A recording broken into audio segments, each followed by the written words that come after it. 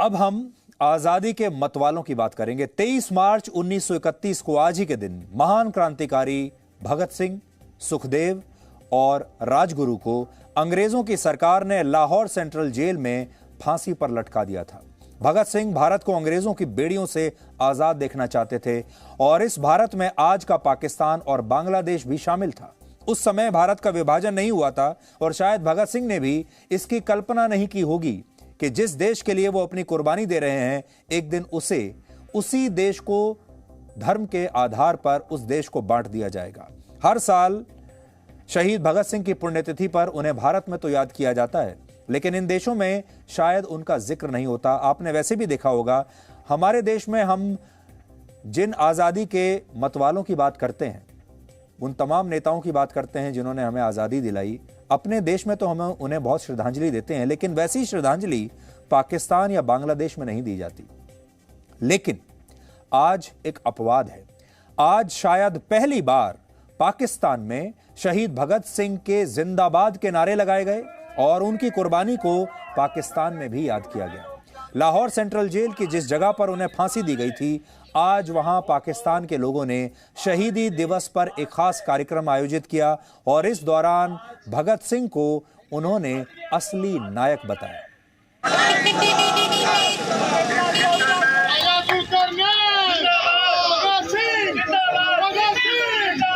आज के दिन 1931 को इसी जगह पे भगत सिंह, राजगुरु और सुखदेव, उनको फांसी दी गई थी। राजगुरु सुखदेव जिंदाबाद, भगत सिंह शहीद जिंदाबाद। आज हमने भगत सिंह, राजगुरु, सुखदेव की 91वीं बरसी मनाई, एहतमाम किया गया। हम कहते हैं कि आए मलका कमीन इस चौक पर आकर भगत सिंह, राजगुरु, सुखदेव की फैमिली से, पाकिस्तान से, इंडिया से उनका खून नाहक बहाने पर उनसे माफ़ी मांगे और साथ ही पाकिस्तान को, इंडिया को, भगत सिंह, राजगुरु, सुखदेव की फैमिली को भारी कंपनसेशन अदा किया जाए और इंशाल्लाह ये होगा। तो ये बड़ी खुशी की बात है कि पाकिस्तान के लोग भी आज शहीद भगत सिंह की इस पुण्यतिथि के मौके पर अपने घरों से बाहर निकले हैं और वो भी भगत सिंह को अपना नायक मानते हैं, क्योंकि जब शहीद भगत सिंह ने और उनके साथ उनके साथियों ने ये कुर्बानी दी थी, तब तो भारत एक ही था। उन्होंने ये कुर्बानी सिर्फ भारत के लिए नहीं दी थी, तब तो उन्हें कल्पना भी उन्होंने नहीं की होगी कि आगे चलकर ये देश बट जाएगा। और जिस जगह पर उन्हें फांसी दी गई थी, जिस सेंट्रल जेल में लाहौर में उन्हें फांसी दी गई थी, अब उस इलाके में जो चौक है, उस जगह को अब उसका नाम शहीद भगत सिंह चौक रख दिया गया है लाहौर में। ये बात भी ऐसी है जो आपको शायद अच्छी लगेगी। आज हम आपको शहीद भगत सिंह की पुण्यतिथि के मौके पर भारत के उन गद्दारों से भी मिलवाएंगे जिन्होंने भगत सिंह के खिलाफ झूठी गवाही देकर उन्हें फांसी पर चढ़वाया था। वो सब लोग इसी देश के थे और इसके बाद अंग्रेजों की सरकार ने ऐसे लोगों को पुरस्कार और पैसे से माला माल कर दिया था। इनमें से कई लोगों को उस जमाने में तोहफे में 50-50 एकड़ जमीन दी गई। उस जमाने में इनाम के तौर पर 20,000 रुपए नकद दिए गए। कुछ पुलिस अफसरों को प्रमोशन दिया गया और कुछ लोगों को पढ़ाई करने के लिए लंदन भेजा गया सरकारी खर्चे पर। हम आपको भारत के ऐसे गद्दारों से हमेशा सावधान करते हैं जिन्होंने उस जमाने में गद्दारी करके भारत को एक गुलाम देश बनाया था और हमारे देश के वीरों को फांसी पर चढ़वाया, हमारे ही देश के वीरों को हराने का काम किया। और ये गद्दार आज भी हमारे देश में मौजूद हैं और आज भी ये वैसे ही भारत को तोड़ने का सपना देखते हैं और आज भी वैसे ही गद्दारी कर रहे हैं इस देश के साथ। भगत सिंह, सुखदेव और राजगुरु को ब्रिटिश पुलिस अफसर जॉन सॉन्डर्स की हत्या के आरोप में फांसी दी गई थी और इस घटना के पीछे साइमन कमीशन एक बहुत बड़ी वजह थी। यह बात वर्ष 1928 की है, जब 30 अक्टूबर को साइमन कमीशन यानी 7 अंग्रेजों का एक दल लाहौर पहुंचा और इस कमीशन की स्थापना 1927 में हुई थी। इसका मकसद था भारत में संविधान सुधारों पर काम करना और ब्रिटिश शासन की शक्तियों में परिवर्तन करके इन्हें और मजबूत बनाना। जब 30 अक्टूबर को इस कमीशन के सभी सदस्य लाहौर पहुंचे तो उनका विरोध हुआ। विरोध की एक बड़ी वजह यह थी कि इस कमीशन में एक भी भारतीय को शामिल नहीं किया गया था, जबकि संविधान सुधार भारत की व्यवस्था को लेकर थे। ऐसे में लाला लाजपत राय ने क्रांतिकारी दल का नेतृत्व किया और इस कमीशन के खिलाफ वो सड़कों पर उतर आए। अंग्रेज इस विद्रोह से इस कदर घबरा गए कि उन्होंने इन क्रांतिकारियों का दमन करना शुरू कर दिया। तब उस जमाने में जेम्स ए स्कॉट लाहौर का एसपी हुआ करता था, सुप्रिंटेंडेंट ऑफ पुलिस, और उसने लाला लाजपत राय और दूसरे प्रदर्शनकारियों पर लाठीचार्ज के आदेश दे दिए। इस दौरान लाला लाजपत राय पर भी निर्ममता से लाठियां बरसाई गईं और वो बुरी तरह घायल हो गए। और इस लाठीचार्ज के 18 दिन बाद 17 नवंबर 1928 को लाला लाजपत राय की मृत्यु हो गई और उनकी इस मौत ने क्रांतिकारियों को गुस्से से भर दिया और इसके बाद यह तय हुआ कि उनकी मौत का बदला लिया जाएगा। भगत सिंह, सुखदेव, राजगुरु और चंद्रशेखर आजाद समेत कई क्रांतिकारियों ने मिलकर जेम्स स्कॉट की हत्या करने की योजना बनाई और इसके लिए ठीक 1 महीने के बाद 17 दिसंबर की तारीख चुनी। तय हुआ कि जेम्स स्कॉट की गोलियों से भूनकर हत्या कर दी जाएगी। लेकिन कई इतिहासकार मानते हैं कि क्रांतिकारियों के गलत निशाने से सब कुछ बदल गया, क्योंकि उनका निशाना गलत बैठ गया। अंग्रेजी सरकार का दावा था कि गोलियां भगत सिंह और राजगुरु ने चलाई, लेकिन इनका निशाना जेम्स स्कॉट की जगह पर जॉन सॉन्डर्स बन गए, जो लाहौर के उस समय एएसपी हुआ करते थे और उनकी मौत हो गई। यानी गोली चलाई थी किसी और पर और गोली लग गई किसी और को और जॉन सॉन्डर्स की मौत हो गई। 1928 की इस घटना में भगत सिंह और राजगुरु पकड़े नहीं गए थे और इस मामले की जांच चल ही रही थी। हालांकि इस जांच के बीच क्रांतिकारियों ने सेंट्रल असेंबली में बम फेंकने की योजना बनाई और यह बात 8 अप्रैल 1929 की है। उस दिन क्रांतिकारी भगत सिंह और बटुकेश्वर दत्त ने सेंट्रल असेंबली, जो आज दिल्ली का संसद भवन है, इसी संसद भवन में, तब इसे सेंट्रल असेंबली कहा जाता था दिल्ली में, वहां पर उन्होंने बम फेंककर धमाका किया। यह विस्फोट उस समय अंग्रेजों द्वारा लाए गए नए कानून के विरोध में था, जिसके तहत ब्रिटिश सरकार बिना सबूतों के भी लोगों को गिरफ्तार करके उन्हें जेलों में रख सकती थी। बड़ी बात जो आज आपको समझनी है वो ये कि जो धमाका किया गया था सेंट्रल असेंबली में, इसमें कोई घायल नहीं हुआ था और कोई मरा भी नहीं था।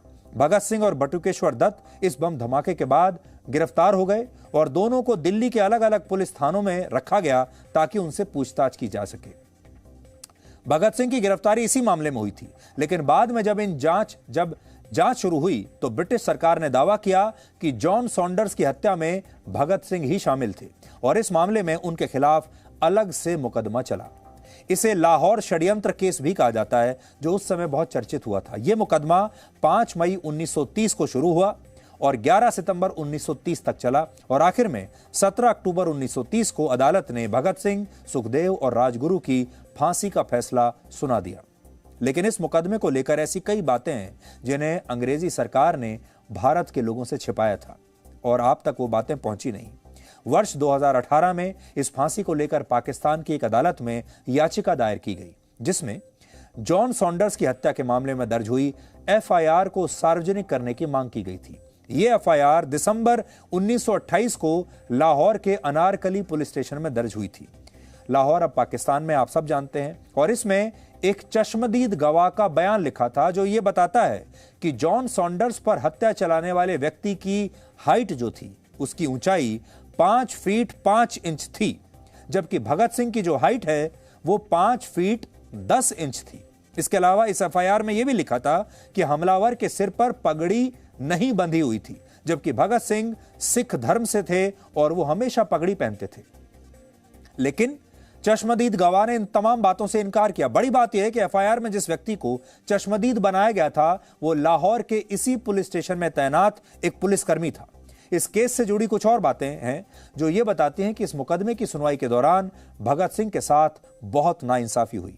जैसे इस केस में भगत सिंह के खिलाफ जिन गवाहों को पेश किया गया, उनमें 4 गवाह ऐसे थे जो भगत सिंह के साथ पहले क्रांतिकारी संगठन में शामिल थे। इन लोगों के नाम हैं हंसराज वोहरा, जय गोपाल, फणींद्र नाथ घोष और मनमोहन बनर्जी। ये क्रांतिकारी भगत सिंह के खिलाफ सरकारी गवाह बन गए थे और इनकी गवाही को इस केस में बहुत महत्वपूर्ण आधार माना गया। जबकि सच ये है कि अंग्रेजी सरकार ने इस गवाही के लिए इन लोगों को गद्दारी करने के लिए महंगे महंगे तोहफे दिए थे, यानी इन्हें खरीद लिया था। जय गोपाल को उस जमाने में 20,000 रुपए नकद इनाम मिला। फणींद्रनाथ घोष और मनमोहन बनर्जी को बिहार के चंपारण में 50-50 एकड़ जमीन मुफ्त में दी गई इनाम के तौर पर, और हंसराज वोहरा को अंग्रेजी सरकार ने अपने खर्चे पर लंदन स्कूल ऑफ इकोनॉमिक्स में पढ़ने के लिए भेज दिया। यानी इन लोगों को भगत सिंह को फांसी दिलाने के लिए अंग्रेजी सरकार ने पहले इस्तेमाल किया और फिर यह इनाम दिया। इसी तरह भगत सिंह की फांसी के बाद लाहौर सेंट्रल जेल के हर पुलिस अधिकारी को प्रमोशन और दूसरी सुविधाएं इनाम के रूप में मिली। जैसे उस जेल के डीएसपी JR मॉरिस को किंग्स पुलिस के मेडल से सम्मानित किया गया। इसके अलावा इस केस के जो इन्वेस्टिगेशन ऑफिसर थे, जिनका नाम था शेख अब्दुल अजीज, उन्हें भगत सिंह की फांसी के बाद SP बना दिया गया और फिर बाद में उन्हें DIG बना दिया गया। यह बात बहुत हैरान करती है क्योंकि अंग्रेजी सरकार की 200 वर्षों की गुलामी में केवल एक ही भारतीय पुलिसकर्मी ऐसा था, फिर से सुन लीजिए, पूरे 200 साल में एक भारतीय पुलिसकर्मी ऐसा था जो हेड कांस्टेबल के पद पर पुलिस में भर्ती हुआ था और DIG के पद से रिटायर हुआ। वो यही सज्जन थे और वो व्यक्ति थे शेख अब्दुल अजीज, जिन्होंने भगत सिंह के खिलाफ इस मुकदमे की जांच की थी, जो इस मुकदमे में इन्वेस्टिगेशन ऑफिसर थे। इसके अलावा जब भगत सिंह को फांसी दी जा रही थी तब लाहौर जेल के उस समय के deputy jail superintendent Mohammad Akbar Khan और उनके 2 जूनियर्स की आंखों में आंसू आ गए थे, जिसके बाद उन्होंने अंग्रेजी सरकार ने सस्पेंड कर दिया था। इससे आप अंदाजा लगा सकते हैं कि अंग्रेज भगत सिंह से कितनी नफरत करते थे और जिन लोगों के आंखों में भगत सिंह के लिए आंसू आ गए थे, उनकी भी नौकरियां ले ली अंग्रेजों ने। भगत सिंह को फांसी के बाद जो डेथ सर्टिफिकेट जारी हुआ था वो आज मैं अपने साथ लाया हूं और इसमें लिखा है कि भगत सिंह को जो मौत की सजा सुनाई गई थी उसका पूरी तरह से पालन हुआ है। उनका शरीर पूरे 1 घंटे तक फांसी के फंदे पर लटकता रहा और उनके पार्थिव शरीर को तब तक नहीं उतारा गया जब तक यह सुनिश्चित नहीं हो गया कि उनकी मृत्यु हो चुकी है। यह उनका डेथ सर्टिफिकेट है जो आज मैं अपने हाथ में लेकर आया हूं। इसमें लिखा है the body remained suspended for a full hour, पूरे 1 घंटे तक, and was not taken down until life was ascertained by a medical officer to be extinct and that no accident, error or other misadventure occurred। ये लिखा है इसमें। कितने दुख की बात है कि डेथ सर्टिफिकेट कहता है कि भगत सिंह का जो शरीर है उसे पूरे 1 घंटे तक फांसी के फंदे से लटकाए रखा गया। उनका शरीर 1 घंटे तक फांसी के फंदे पर झूलता रहा और बाद में फिर उसे नीचे उतारा गया, यह सुनिश्चित करने के लिए कि वो जिंदा ना बच जाएं। भगत सिंह, सुखदेव और राजगुरु को फांसी देने की तारीख असल में 24 मार्च तय की गई थी, लेकिन यह वो दौर था जब अंग्रेजी हुकूमत भगत सिंह के विचारों से कांप रही थी। लेकिन भगत सिंह के चेहरे पर साहस साफ झलकता था और वो उस समय भी मुस्कुरा रहे थे।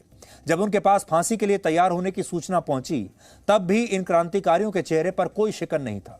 उनके हाव भाव देखकर लगता था जैसे उन्हें इसी शुभ मुहूर्त का इंतजार है और उनकी फांसी से पहले पूरी जेल इनकलाब जिंदाबाद के नारों से गूंज रही थी। उस समय अचानक कैदियों से कहा गया कि वो अपनी अपनी कोठरियों में चले जाएं और इसके बाद चारों तरफ ये खबर फैल गई कि भगत सिंह, राजगुरु और सुखदेव को आज ही फांसी होने वाली है, कल की बजाय। कहते हैं कि इसके बाद जेल में सिर्फ 3 लोग खुश थे और वो थे खुद भगत सिंह, राजगुरु और सुखदेव, क्योंकि ये तीनों देश के लिए सर्वोच्च बलिदान देने वाले थे। उन तीनों के अलावा जेल के बाकी कैदियों में शोक और सन्नाटा फैल गया था। कैदी और बाकी लोग रो रहे थे, उनकी आंखों में आंसू थे। कैदियों में अपने क्रांतिकारियों को एक बार देख लेने की और निशानी के तौर पर उनके द्वारा इस्तेमाल की जाने वाली किसी भी वस्तु को पाने की होड़ लग गई थी। एक झलक, उस जेल में बंद सारे कैदी चाहते थे बस एक आखिरी झलक इन शहीदों की मिल जाए। और इस तरह से भगत सिंह का पेन, उनकी कंघी, उनकी घड़ी शहादत के प्रतीक चिन्ह बन गए और भारत के ये 3 सपूत, भारत के ये 3 बेटे हंसते हंसते फांसी के तख्ते पर चढ़ गए। देश प्रेम के गीत गाते हुए भगत सिंह, सुखदेव और राजगुरु ने मृत्यु का दिल खोलकर स्वागत किया और अपनी शहादत को क्रांति की आग बना दिया।